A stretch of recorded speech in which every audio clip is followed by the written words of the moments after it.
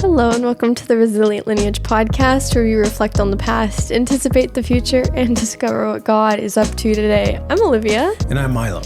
And we, I thought we wouldn't do a series after we just finished our series, but here we are with the series. Doing another one. Warrior Mindset. Yeah. Part 1. Okay, so break this down. The backstory behind this. So Yeah. I'm in the Navy, and there's a training we do called Warrior Toughness. Mm-hmm. And first when I heard about it, I was like, okay, I don't know. It didn't make you feel like Rambo? No, Like, if anything, I think there was this impression I had that was, if you have to teach somebody how to be a tough warrior, then I don't know, can toughness be taught? Is it, like, I didn't know.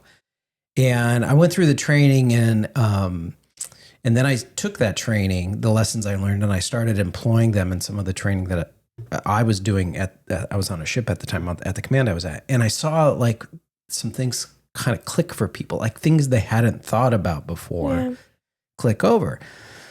So I'm on this ship and I'm kind of rolling out this training. And then I got a phone call from the detailer that said, hey, we want to send you to be the Warrior Toughness trainer for the East Coast, which I didn't anticipate coming. I didn't really know a lot about the program as a whole. Yeah. So anyway, I stepped into it, and I did that training for a year.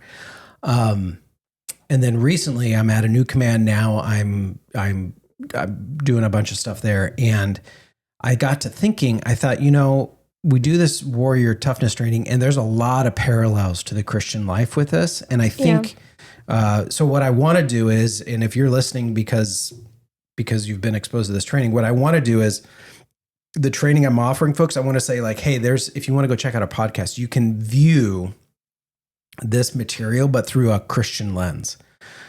Because I think as believers, there should be a mindset that we have that is different because of the work that Christ is doing within us, and because our understanding of God and this world and humanity and the evil one, which we're going to talk about in a bit. Like, there's a mentality we have that is, this kind of naturally plays towards. And so that's the motivating factor behind all of this, is that there's this isn't just sort of a, like, I want to see believers really kind of go, okay, I can integrate this stuff into my life in powerful ways. Yeah, that's good. So we're just gonna kind of dive in, yeah? Yeah, I say we're just gonna dive in. We're creating lots of lists. We are. So if you need help, like you need to see something, like I'm a visual learner, so go check out the podcast notes, the show notes. The show notes are gonna have all the lists that we're talking about, and you'll be able to so like, use those for if you're like listening, you don't know how to take these notes, they're already done for you. Okay, so first question I ask is, are you a warrior? Like, when you hear that question. Well, no, okay, let's be real. Yeah. You asked me the question in the Rex Kwando voice. Are you a warrior? Right. And I'm like, I feel like I'm Kip. Like, yeah, I am. I'm in my sweats. I'll pull up in my muscle t-shirt. Like, I can look the part, but not really. So yeah, we're gonna kind of go into like biblical truths of like what makes you a warrior. Yeah, well, and that's a question I'd even ask our audiences. Do you view if you're a believer, you walk with Jesus, or you're in the Navy or the Army or Marine Corps, if you're in the armed services, like, do you think of yourself through that lens, that I am someone who wages war? And I think as believers, whether our country is at war or not, that's a different matter. But I think as believers, there's a way we need to be kind of understanding this world and our responsibility to it that I think is valuable. Yeah. Sounds good. What are you snickering at? It's just, I don't know why I'm thinking of like Infinity War. Like, yeah, that's what we're going to be. Infinity War. Like, like when they're all coming together. Oh, like, and they all have like their different element, and it's like, oh my gosh, look, it's you. We needed you. Yeah. Right. and then I'm like sitting Like in my living room in my Birkenstocks. Some So sort of cheesy. We Right. are the body of Christ, many members, but one. no, literally one team. Go team.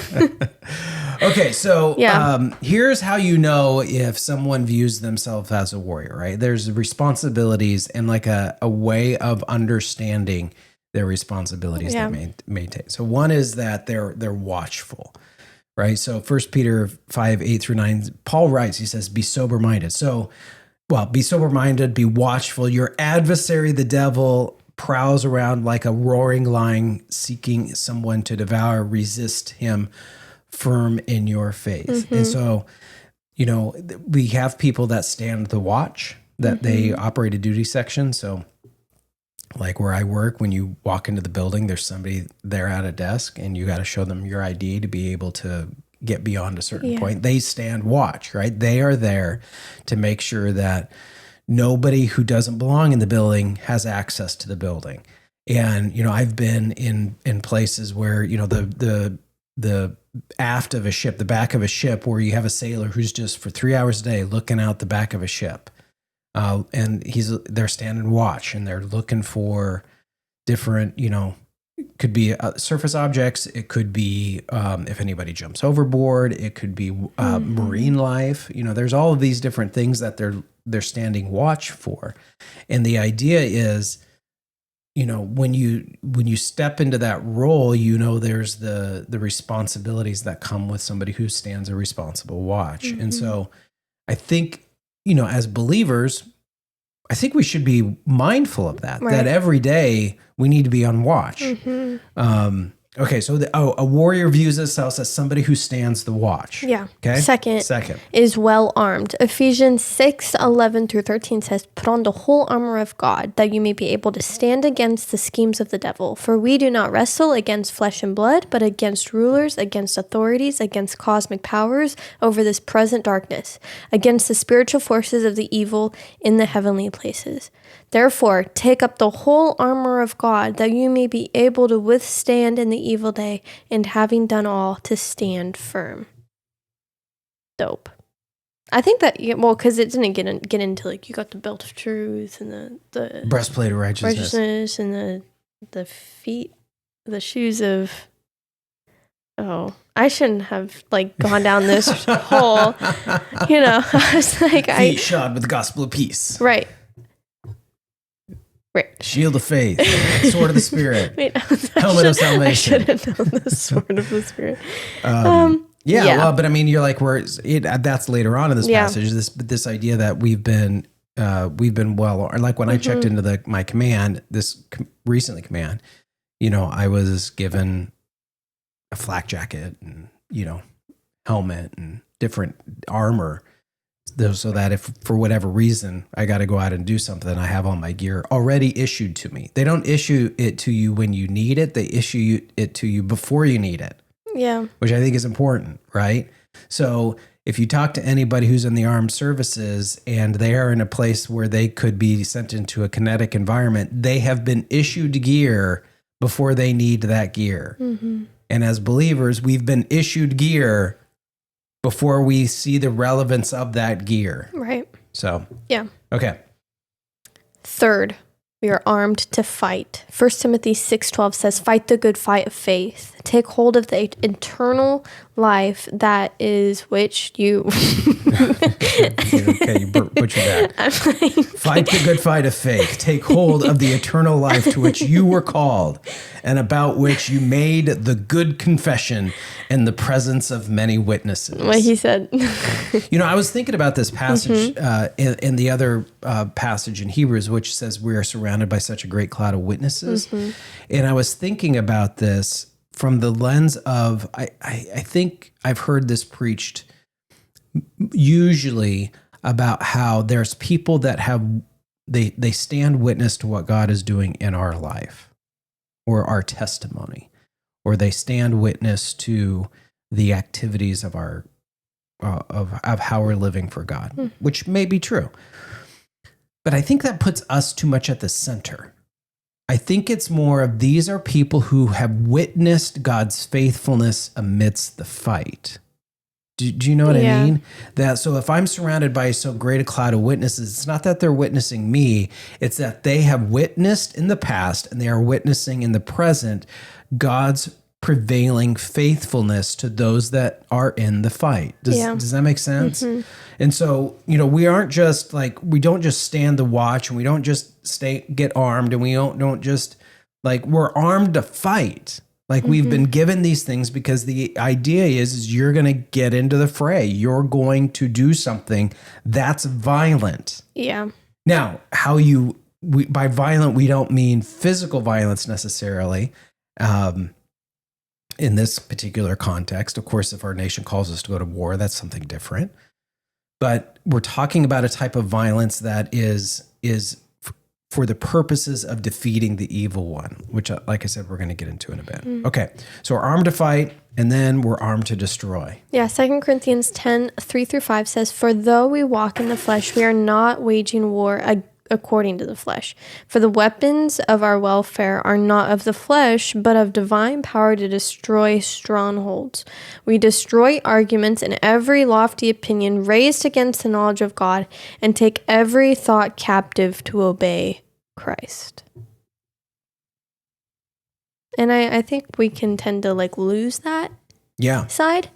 I think there's these different elements of our spiritual life, and I think we can really get focused on the day to day and what's going on today, and we're not mindful that we are in the midst of conflict from the enemy, and we're not taking every thought captive, and we're not thinking about the strongholds in our life, and we can kind of become super numb to those things, or used to or tolerant of those things in our life, that maybe that's something we should be praying. Okay, Lord, what are the things in my life that I've become super used to that is actually detrimental to my faith? Mm-hmm. That it is keeping me from being the warrior you have made me to be. Mm-hmm. Because God has made each and every one of us in a position for us to fight the good fight. Mm-hmm. And if we're not fighting, then well, and I would say if you're not fighting, then you're settling, right? Mm-hmm. That you're allowing the enemy to occupy space the Lord has called you to. The passage says here, we have divine power to destroy the strongholds, right? The strongholds of the evil one. And a stronghold it's when an enemy takes a position in land that doesn't, belong to them for the purposes of resisting the forces that would come against it. And God's like, hey, no, your job is to take that territory away from the enemy, where there's these strongholds that serve as kind of choke points for gaining access to the life that God has for us, or the life that God has for others. Okay, we're authoritative.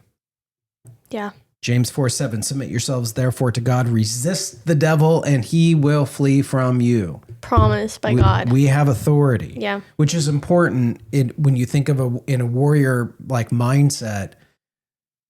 How much authority do you have? And I, again, within the, what we've been talking about, okay, there's a watch I'm supposed to stand. I'm supposed to be well armed. I'm armed to fight, and I'm armed to destroy.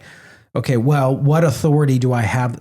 By what authority do I wield that power? Mm-hmm. By what authority and when it's the authority that Christ has given you, not for your benefit, right, but for his glory, right? Now, you will benefit from that, but that's not the primary objective. Right. The primary objective is that God would be glorified and that his kingdom would be established. And then lastly, is victorious. Romans 8:37 says, "No, in all these things we are more than conquerors through him who loved us." So beautiful. We read these things, we're like, yeah. And then we go about our day, I think that's true, right? That it's we're more than conquerors. Oh, that's great. Or it's in a worship song. I don't know where it's at. I've sung it. Yeah. Yeah. It's a line. It's a line somewhere. How much of us go through our day or end our day going to bed thinking, today I conquered? Yeah. Usually I go to bed thinking about all the things I got to get done tomorrow. because there wasn't as much I got done today as I was hoping to. Do you know what I mean? And so I think there's value in sort of stepping back and reflecting and thinking through, okay, how was their victory? Yeah. The Lord provided victory today. The Lord provided victory over temptation. The Lord provided victory when maybe I wanted to be dismissive and I demonstrated kindness. The Lord provided victory when I, practiced self-restraint, when I could have had the opportunity to indulge in something. Does that make sense? Yeah. That I can look for these victories. And if you think about it in the context of a warrior, the warrior is going to measure victory by the amount of territory that was maintained or the territory that was gained. Does that make sense? Yeah. So when the enemy came against, we stood our ground, or there was ground taken away from the enemy. That's victory. Victory isn't, well, we tried hard, but we lost. That's not victory. Right. Victory is we overcame. Okay, so just to That's recap, are you a warrior? So here's ways that a warrior will identify themselves, right? They will think of themselves as somebody who has to be watchful, somebody who has been geared up, somebody who's been geared up for a fight, somebody who's been geared up to destroy, somebody who walks with authority, and somebody who lives victorious.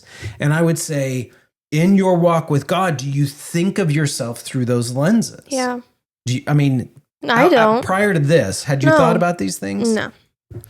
Why do you think that is? It's like, well, our world doesn't. I don't think, I go to a Christian college and it's like, I'm surrounded by people, but I don't think we order our lives to walk like this. Why do you think that is? I think people it's like the language that they're using in this is not the language that we use now. Okay. So like to be so I'm thinking of this like practically, like to be watchful is be super intentional. Like you're waking up. What are you going to do first? Like, are you intentional with what you're doing? Or are you just going through the motions? Because I'm going to walk over to my coffee pot and hit start and stir the water and like, it's like, are you like being intentional with your day? And then are you well armed? You're going about your day. You kind of know what you're going against. Like, you know what you're going to step into today. And then are you ready for it? Are you prepared that if there's conflict, you're able to hold your end? And then there's a confidence, right? Authority. Like, to have authority, you have to have a level of confidence. Not because someone gave it to you, partially. Well, we have authority because God gave it to us. Right. But, like, to embody that. To, like... I don't need another person to validate. Right. It's like, I'm confident because God gave it to me. Like, I am not worth this. So, like, now, like, God gave me this gift. My job is to steward this. Because, like, there's this responsibility that I'm like, whoa, okay. Okay, but back to my question, though. Why don't you think we think like this? Well, I don't have an answer in mind. Well, yeah, but, like, I don't think we use this language. So, a lot of people don't think like that. Like, when I think people... one is we don't use the language. Right, so I think when people, like, hear warrior, they're like, oh, like a Roman. And it kind of turns like a joke. Yeah. I think a lot of people hear this and it's like, that's not real. To be honest. Yeah. I think that's like my have you ever seen that movie? Oh, Blue Light something? Blue Light Moon? You know what I'm talking about. Blue like jazz? Yeah. And it's like this guy, I think a lot of people think like that. There's this scene where this guy is, not leaving the church, but he grew up in the church and now he's getting ready to go to college. He graduated from high school. And he's getting ready to go to college. And the whole church is like together to like wish him off. Like, well. This is like a small country. It's portrayed as like a small rural church. Right. And so they're like, we're going to give you the armor of God. Like as like a way to like honor you and like you're ready. And like they give him like this plastic helmet and this plastic breastplate. And you're watching this, you're like, that's funny. Like that's a joke. But like like I think a lot of Christians have that view of like, and this is really what it's hokey. Yeah. Yeah. Yeah. I agree. That's my answer. I think you're right. I think there's a part of this that we don't think in these terms because you can't do it halfway. Yeah. Do you know what I mean? Yeah. If you do it halfway, it's hokey. If you do it halfway, you're cosplaying. Mm-hmm. You're LARPing. You're a spiritual LARPer. Yeah, according to the world. This language. I would even say, yes, according to the world, but I would even argue that even according to the word, like there is no halfway. Yeah. You cannot halfway yourself to being the warrior God called you to be, or else you're just, you're cosplaying as a Christian, or you're LARPing on the weekends as a spiritual warrior. And that is not a thing that God's kingdom calls us to. Right. That's not why Christ saved us. But if you look at these things, like we referenced a lot of epistles on purpose, because the epistles are written to the church that is genuinely wrestling with these things. Yeah. But was Jesus watchful? Jesus was constantly seeing things that others weren't seeing. Right. Or then people would be like, why are you going over there?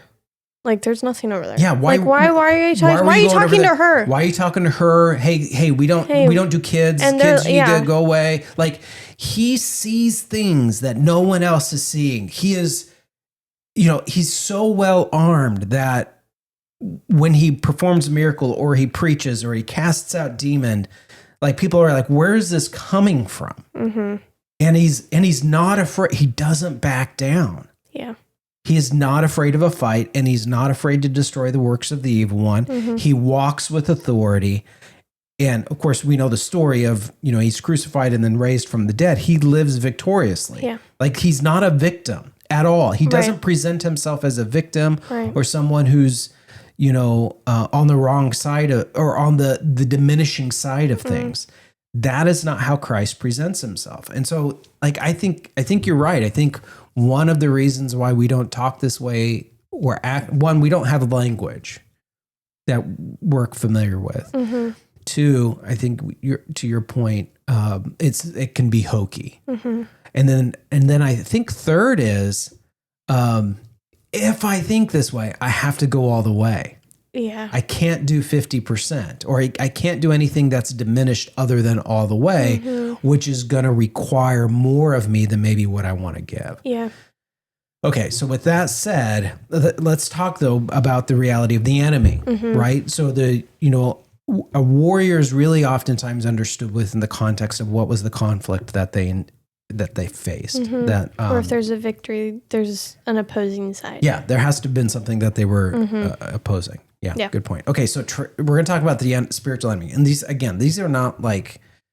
These are all found in Scripture. Yeah, a lot of us, this is just going to be a reminder. Like, okay, yeah, I forgot about that. Like, I forgot the Bible said that. And I need to be reminded that this is the enemy that we're facing. So first, he is called the evil one. And he is the instigator of evil in this world, opposing anything that is good and holy. 2 Thessalonians chapter 3, verse 3, but the Lord is faithful. He will establish you and guard you against the evil one. Yeah. He's also a deceiver. So Satan actively works to mislead, spread lies, and create confusion. And Revelation 12:9 says the deceiver is the deceiver of the whole world. Like, he works with our minds, he works with our thoughts, because he knows that if he can get you thinking some type of way, it will result in our actions. Like, he's familiar with humanity and how humanity works, because he's seen it this whole time.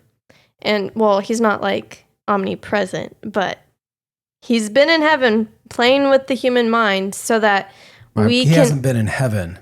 Well, outside of the world. Yeah. And like the heavens, and like my understanding of it is like, I don't have a full grasp, but I'm like, you know what? It's okay. God knows. Well, he's the power of and we talk about, this is one of the things we talk about. Where's it at? Last one. He's the prince ruler of this world. Satan exerts real authority and influence over the worldly systems and values of this world. Right. And that comes from John chapter 12. So the gospel, verse 31 says, now is the judgment of the world. Now will the ruler of this world be cast out, Jesus said. Okay, he's the accuser. The enemy attacks believers by bringing up guilt, shame, condemnation. Revelation 12:10 says he is the accuser of our brothers and has been thrown down. So he will be thrown down. Yeah. He's also the tempter. So the enemy seeks to draw Christians away from God through temptation. And in fact, he attempted to tempt Jesus. Right. Yeah. And then it says in Matthew, you can find that in Matthew 4:3. He's the destroyer. The enemy's ultimate aim is ruin and destruction of individuals and communities. Mm-hmm. And I would even say like individuals, families, and communities. Yeah. His name is Abaddon, and in Greek, he is called Apollyon, the destroyer. That's found in Revelation 9:11. Like, again, we're just pulling straight out of scripture here. Yeah. Right? So this is what the Bible says is the enemy. Mm-hmm. The adversary. Yeah. The enemy is always active, hostile, and relentless in opposing those who follow Christ. It says, your adversary, the devil, prowls around like a roaring lion, seeking someone to devour. And that's 1 Peter 5:8. He's the pretender, the masquerader. 2 Corinthians 11:14 says, for even Satan disguises himself as an angel of light. So things that may appear righteous or good or wholesome might not be if they counter God's truth. Yeah. Well, they aren't if they counter God's truth. Mm-hmm. That's the evil one, pretending to be something he's not. Okay, so the reason why I like wanted to walk through these is because I was sitting in a training. This was at a seminary. And it was a class on preaching on the principalities and powers. And the professor said, we're not going to speculate as to whether or not there are evil forces. That's just like kind of when we talk about spiritual warfare, we kind of talk about the spiritual side of the house, kind of the oogity boogity stuff. And then on the other side of the house is where we talk about unjust systems and systematic injustice. And we talk about institutions that are unjust, and we talk about that kind of stuff, which has like real world implications. And they said, we're not going to talk about this one or that one. We're going to talk about where they overlap, but we're not going to really get into the spiritual stuff. We're going to talk about like these other types of injustices. And I asked the question, I said, I just want to make sure I'm clear. Are you saying we're only going to talk about the impact of the enemy's efforts and not talk about the enemy themselves? And they said, yes. Which didn't make any sense to me. So I went home and it was bothering me. I told your mom about it. And then the next day, there was a group of friends that were getting together for one of our friends their little girl was having like her 4th birthday party or something like that. So we went to it, right? And so there's all these little kids running around. And then you have this conversation. Yeah. Oh, yeah, right. Mm-hmm. It's like, oh, yeah, you turned 4. And a buddy of mine named Blake Pauly, he was our operations officer, and he's a SWO, service warfare officer. Great guy, really good officer, good leader. And I saw him and I was like, hey, Blake, I want to ask you a question. He's like, what's up? And I said, would you ever, if we're on a ship and we're being shot at, would we only consider the threat in our response, or would we consider the source of the threat in our response as well? And he said, yeah, you'd have to consider the source, because the source is going to shape how you respond. Because there's a thing called friendly fire, right? Like, what if we're being shot at, but it's friendly fire because one of our allies or one of our ships had, thought we were something else. So that's going to shape our response. But if it's the enemy and we know what that enemy's capabilities are, then that's going to shape how we respond, not just to the threat, but to other potential threats that they may be volleying in light of that particular threat. I was like, got it. So I go back to this class. Right. And I'm sitting there, and it was brought up again. And I didn't bring it up. Somebody else brought it up. They're like, I was thinking about what was said last week, how we're only going to kind of focus on one part of this and not the other part. Why are we not focusing on both parts? And the professor kind of re-articulated it.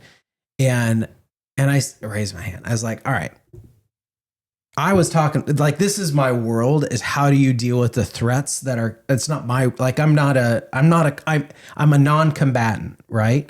As a chaplain. But I was talking with a buddy of mine and I told him the whole story. And I said, so it doesn't make sense to me while we're only looking at what the enemy can do without considering the enemy themselves. Yeah. Like, we need to have a way of understanding both. And the look I got was very much like, we're not going to go there. Stop bringing it up. And I thought, that is so short-sighted. And I'm bringing this up because the reason why I'm going through this is because I see a lot of folks doing that in their spiritual world. They don't want to think about these things too much. Because again, all of a sudden, if this is true, it's going to require me to up my commitment level. Right.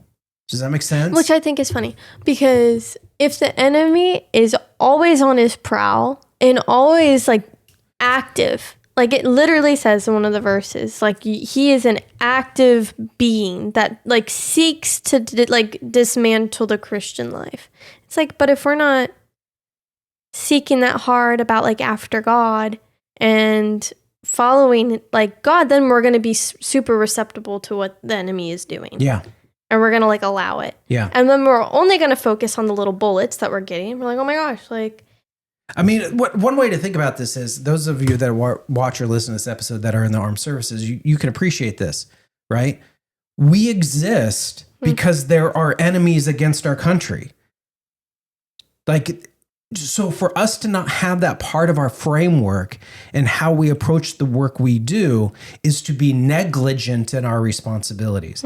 And in a similar manner, I think as Christians, for us not to have this factored, I'm not saying it should consume us. I'm not saying that any of this should generate any sort of fear. I'm not saying we should let the enemy occupy any, real estate in our mind more than what is required for us to ensure victory, right?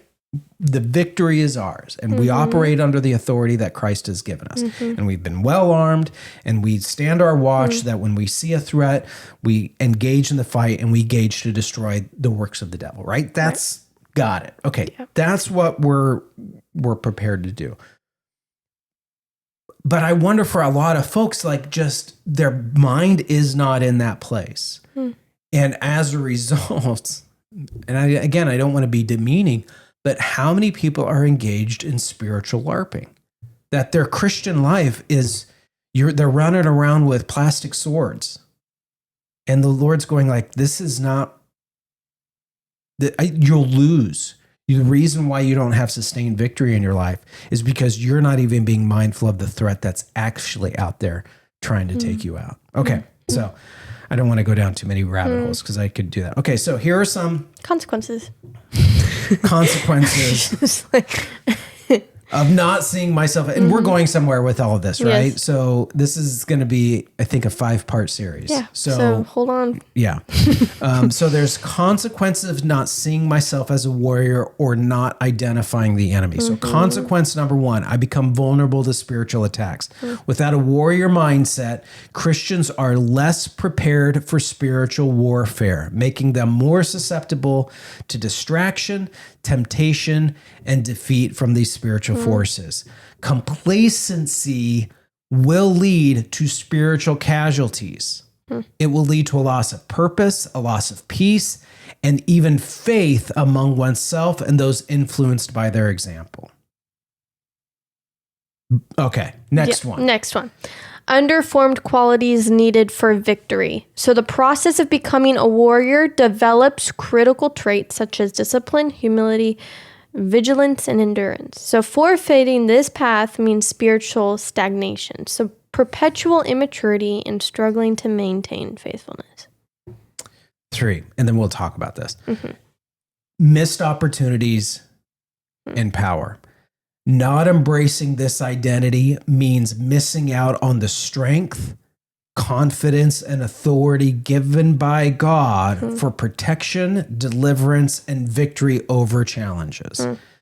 A passive or defeated attitude forfeits the spiritual growth, maturity, and impact that can come from actively engaging in God's spiritual battle.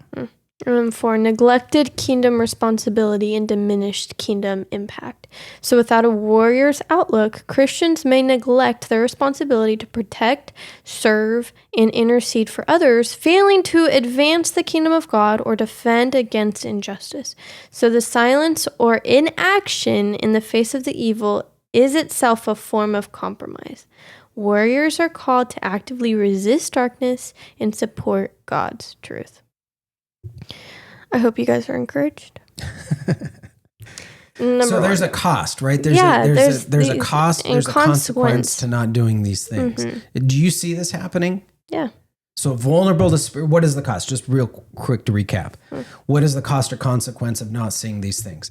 You're vulnerable to spiritual attacks. There's underformed qualities needed for victory. There's missed opportunities and missed power. There's neglected kingdom responsibility and as a result, neglected or diminished kingdom impact. So what do you think these look like today? I think this looks like probably a lot of people that I see claiming to be Christians because I see them making a series of choices or not making certain decisions, and they open themselves up to spiritual attack because, for example, they're not standing the watch. They're not mindful that there's an enemy out there who's wanting to devour them. I see folks, and even in my own life, right? There's always areas that I need to improve in things. Like I can see like, oh man, if I really press into this, that means I'm going to have to grow and become more disciplined in this area, which is going to be hard and it's going to expose my weaknesses. So I'd rather just sort of stay over here in my sweet spot where I'm comfortable. And so, I think again, I think there can be this mentality of if I don't view myself as that, then I don't have to step up to the responsibilities of it. Yeah. But this isn't an opt-in. Yeah. Like there's no like, oh, hey, I'm a Christian, but I'm not going to check the warrior box. I'm going to do the the basic package, the basic edition. Like I just kind of want that. I'll let the like super intense premium edition folks get the warrior package, but I'm not signing up for that. Right. You don't get it. There is no sign up. Right. If you follow Christ, this is what you're signing up for. Yeah. Why do you think? How do you see this? I guess just like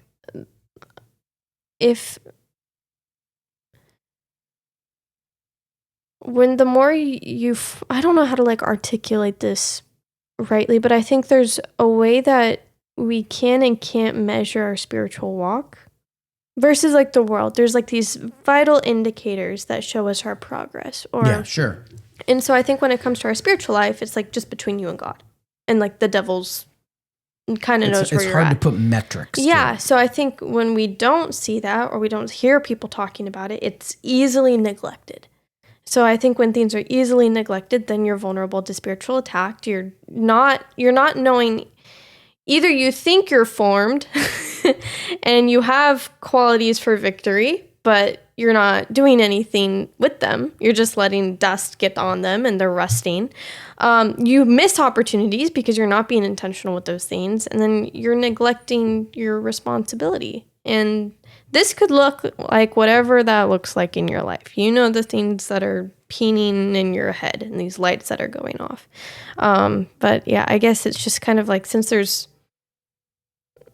I think metrics have to do a lot because our world is surrounded by metrics of like success, I guess. So I guess when it comes to spiritual walks, it's kind of like this endless map. Yeah, I think it's less tangible. Mm-hmm. And like you said, as a result, the things we can usually grab a hold of are the things we can usually measure. Mm-hmm. Yeah, I would agree with that. I think there's the inability to measure these things deprioritizes them. Yeah. Although I do think there are ways that I can, if I'm a metrics person, I can put some measure to this stuff. Mm-hmm. Do you know what I mean? And it's going to look different. It's not going to be the way the world would measure things, but I think you can identify, well, that's a whole other podcast, the role of numbers and narrative and identifying growth. Right. Right. So. Yeah. Okay. Right. Because that's a whole thing I have. Okay. So when we talk about the warrior mindset, what are we talking about? The warrior mindset is centered within this Christian context. So again, some of you may be listening to this because you heard the training on the advanced warrior toughness and you got connected with this Christian, evangelical Christian biblical perspective. Okay. So I'm washing it through that Christian lens. The warrior mindset is centered on Jesus and looks to him as the source of transformation through grace, not transformation through my hard work. Right. Transformation through his grace. It employs a systematic approach to living that promotes growth and perseverance, especially through adversity. So the next 4 episodes, we're going to walk through what these 4 things are. Now, if you go back to, I think it's like episode 48, you and I did this actually last year. Probably. We went through the warrior mindset to sort of evaluate our podcast, but I kind of lightly touched it. So this, we're doing a much deeper dive of going, okay, how do I structure my life in a manner spiritually, and which then bleeds into physically and mentally? How do I structure my life in a manner that allows me to be able to be the warrior God's called me to be? Right. Whether that's because I put on the uniform of my country, or because I've got little kids running around the house and I want to, I want to raise them right and protect them from the evil one and have an impact for God's kingdom on their lives as I should, or because I'm a single person who's trying to evaluate, like, who am I going to marry? And, what am I going to do for a living and job? Like, okay, how do we first and foremost have this sort of mentality in place so that we can step into all of those domains appropriately? So the 4 stages that we're going to end up talking about. Is commit, prepare, execute, and reflect. So we're going to talk about each one of those and how you move through each one of those stages in preparation, or as you move into the next thing. And then it's like a coiled spring. So it's this circular movement, right? So we got commit, prepare, execute, reflect. So as I move through that circle, right, I come back to commitment. And so it's like a coiled spring that you come back, but you're not in the same place you were before. You're a little bit more mature. You've learned stuff, but then you do it again. And now you're in a little bit higher place. So you just keep going up and up and up and up. Okay. George S. Patton, General George S. Patton. Did you know your great grandfather? Do you know who George Patton is? General George Patton? Is it some military guy that they made a movie on? Oh my goodness. Yes, it is some military guy they made a movie on. Yes, that's true. Got it. Good job. Thanks. If you have not seen the movie Patton, I haven't. Just as my daughter has not seen the movie Patton, I highly encourage you to see this movie. So Patton was he was a general during World War II, big personality.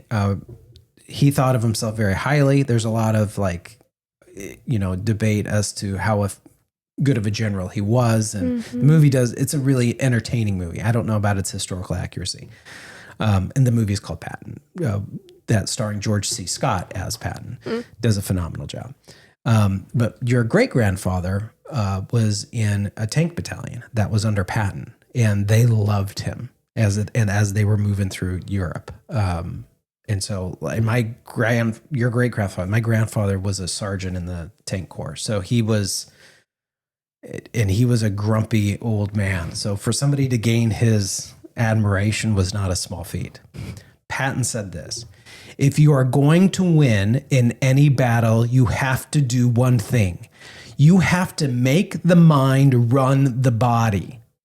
Never let the body tell the mind what to do. Yeah. So we're talking about being the mindset that a warrior has to have that will set their physical world in order so that they can engage in the spiritual battle that God calls us all to be in. So we're going to walk through each of those steps. So the next episode is going to be on commitment. And why is that important? Where we're at with commitment culturally right now, and then what does it look like for us to develop that in our life? So with all of that said, thank you guys for watching. Yeah. Thank you for listening. Hope this will be a journey you'll go on this road with, because I think this will be really interesting. Yeah. I'm curious to see what kind of feedback we get. And I think this will be very practical. Mm-hmm. Definitely. Do you have anything you want to close out with? Any random or so there's like a lot of lists. So go check out the show notes. Yes, go check out the show notes. I'm looking at them, and if I didn't have them, I would be lost. So. And you're like, how do I check out those show notes? If you visit thisresilientsoul.com, and if you sign up for the newsletter, you will be taken to the show notes. To you. In the podcast, you'll be able to see where the show notes are listed. A link to the show notes are listed there as well. You can find us on Instagram. You can find Olivia and myself. Just look up our names and you'll be able to find us. You can find our Resilient Lineage on Facebook and Instagram. Feel free to reach out to us. We welcome the chance to hear from you. You can email us, hello@thisresilientsoul.com. We're always looking for ways to improve the podcast. We want to engage with you guys on this topic. We'd love to know your thoughts. And if you have any amplifying comments, or if you disagree with us on stuff, let us know. Or you're like, I don't think that's true. I welcome that kind of input. And then we may even address it on the podcast. You never know. So we'd love to hear from you. We pray that you guys go with God and be at peace.